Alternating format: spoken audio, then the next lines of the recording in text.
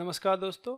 जैसा कि हम मैटलैब प्रोग्रामिंग प्रैक्टिस प्रॉब्लम्स के बारे में बात कर रहे हैं, तो आज हम बात करने वाले हैं प्रैक्टिस प्रॉब्लम 3 की। अब मैंने लास्ट लेक्चर में आपको ये प्रॉब्लम दिखाई भी थी, शायद आपने इसे करने का प्रयास किया हो और शायद आप कर भी पाए होंगे, उम्मीद है मेरे को। अगर नहीं कर पाए तो आप देख लीजिए इसे किस तरीके से करना था।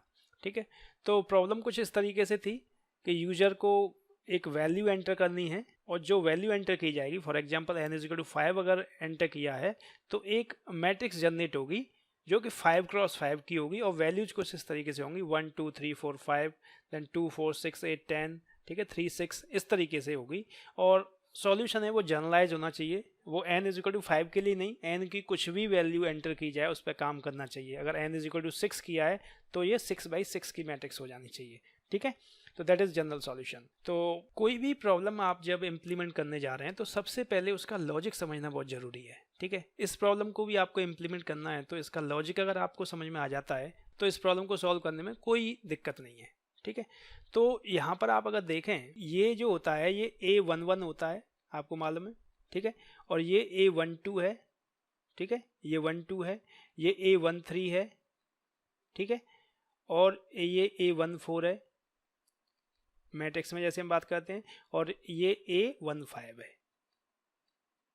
ठीक है, तो यहाँ पे अगर आप गौर करें, जैसे पहला है वो रो को रिप्रेजेंट करता है, सेकंड है वो कॉलम को रिप्रेजेंट करता है। तो यहाँ पे देखें कि रो है, अगर हम रो अगर इसे कह देते हैं कि i=i, जैसे मैं लिखा aij, तो i है वो रो को रिप्रेजेंट कर रहा है सपोज। ठीक है, तो i=1 की बात करता हूँ मैं, तो ये वाली जो लाइन है वो i=1 के लिए है, ये वाली लाइन i=1 के लिए है। ठीक है, ये वाली लाइन है वो i=2 के लिए है। सिमिलरली ये 3 के लिए, ये 4 के लिए, ये 5 के लिए, मतलब जो यहाँ पहला जो लिखा हुआ है उसी के रिगार्डिंग है। ठीक है, और अगर एक चीज आप गौर करके देखें, यहाँ पर ये तो रो हो गई, उसके बाद जो जे है वो कॉलम रिप्रेजेंट कर रहा है। ठीक है ना, तो कॉलम 1 2 3 4 5 हर बार वही चेंज हो रहा है। तो अगर आप देखें जो रो है, जो सेकंड रो है, जैसे ये सेकंड रो हो गई, पहले जो कुछ भी लिखा हुआ है उसी को अगर आई से मल्टीप्लाई कर दिया जाए, ये जो लिखा हुआ है उसे आई से मल्टीप्लाई कर दिया जाए, तो देखो इसका, देखिए इससे अगर मैं 2 से मल्टीप्लाई कर देता हूँ, पहली लाइन है इसमें 2 से मल्टीप्लाई कर दूँ तो नेक्स्ट आ जाएगी। देखिए इसको 1 को 2 से किया 2, 2 का 2 से 4, 3 2 6, ठीक है ना, इस तरीके से। अगर 3 से मल्टीप्लाई कर दूंगा तो ये आ जाएगी, 4 से कर दूंगा तो ये आ जाएगी, 5 से कर दूंगा तो ये लाइन आ जाएगी। ठीक है, तो एक तो ये लॉजिक समझना है। दूसरा एक इस तरीके से भी आप समझ सकते हैं कि जैसे ये A11 है, ठीक है, इन दोनों का मैं मल्टीप्लाई कर रहा हूँ A11 का, तो देखो 1 आएगा। A12 है, 1 2 का मल्टीप्लाई करूंगा तो 2 आएगा, 1 3 का करूंगा 3 आएगा, 1 4 का करूंगा तो ये आएगा, 1 5 का करूंगा 5 आएगा। ठीक है, किसी भी एलिमेंट में देख सकते हैं, ये आपका एलिमेंट है वो A55 है। ठीक है ना, तो 5 का मल्टीप्लाई करूंगा तो 25 आ रहा है। तो बड़ा सिंपल सा लॉजिक है, आई और जे का आपको क्या करना है, मल्टीप्लाई करना है। तो शायद आपको आइडिया समझ में आ गया होगा कि इस प्रॉब्लम को कैसे सॉल्व करना है। ऑब्वियसली आपको यहाँ पे 2 फॉर लूप लगाने पड़ेंगे। ठीक है, देख लेते हैं इसे किस तरीके सॉल्व कर सकते हैं। एडिट कर लेते हैं प्रैक्टिस प्रॉब्लम 3। तो सबसे पहले क्लियर CLC, देन यूजर से हमें इनपुट करा लेना है, N input enter value of n, new line operator use कर लिया, ओके, ये हो गया। ठीक है, n आ गया। n आने के बाद अब आपको क्या करना है, अब आपको एक फॉर लूप लगाना है, फॉर i = 1 to n। ठीक है, और उसके बाद एक और लूप आपको लगाना है, फॉर i = अब i नहीं होगा, दूसरे में आपको क्या लेना पड़ेगा, j = 1 to n। ठीक है, और आउटपुट है उसे हमें m में स्टोर करना है। तो m = जैसे मैंने बताया कि i × j कर देना है सिर्फ आपको। एंड किया, दोनों लूप बंद हो गए। अब यहाँ पे देखिए i जैसे 1 आया, 1, और फिर अंदर आप मूव कर गए। ठीक है, तो ये 1 से लेके n की जो भी आपने n दिया होगा, सपोज 5 अगर दिया है तो 1 से लेके 5 तक चलेगा, 5 टाइम्स चलेगा। तो i 1 हो गया, 5 टाइम्स चलेगा, तो वही बात हो गई जो पहली रो में 1 2 3 4 5 ऐसे प्रिंट करेगा। ठीक है, अब यहाँ पे देखो इधर इंडेक्सिंग का भी आपको ख्याल रखना पड़ेगा, वही इंडेक्सिंग वाली प्रॉब्लम मैंने पहले भी लेक्चर्स में बताई है।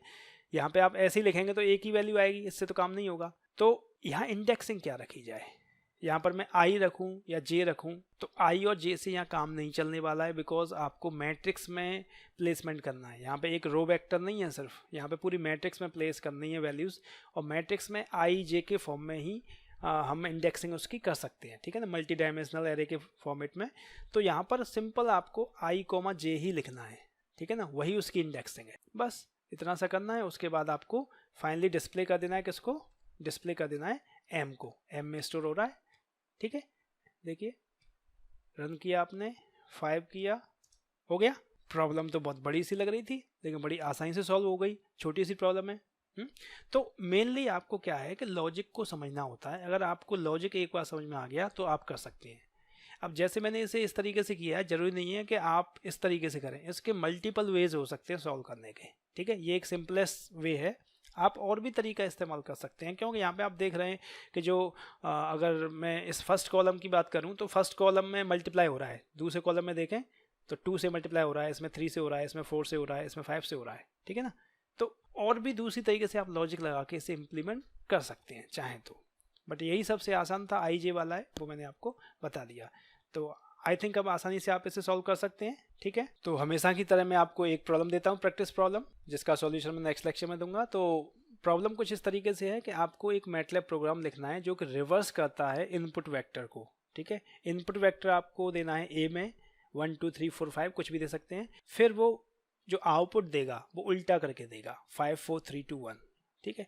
तो इसके लिए मैंने अपने एक लेक्चर में आपको बताया है कि एक फंक्शन होता है मैटलैब का फ्लिप एल आर, ठीक है। तो फ्लिप एल आर को नहीं यूज करना है, तो वही हमने लिखा है note here, do not use MATLAB inbuilt function. आपको मैटलैब इनबिल्ट फंक्शन नहीं यूज करना है, ठीक है। यहाँ पर भी आपको लूप लगा के ही ये काम करना है। लूप लगाइए और भी कंसेप्ट लगाइए, बट मैटलैब का इनबिल्ट फंक्शन डायरेक्टली नहीं यूज कर लेना है, ठीक है। तो आई थिंक आप इसे कर पाएंगे। मिलते हैं नेक्स्ट लेक्चर में। Thank you.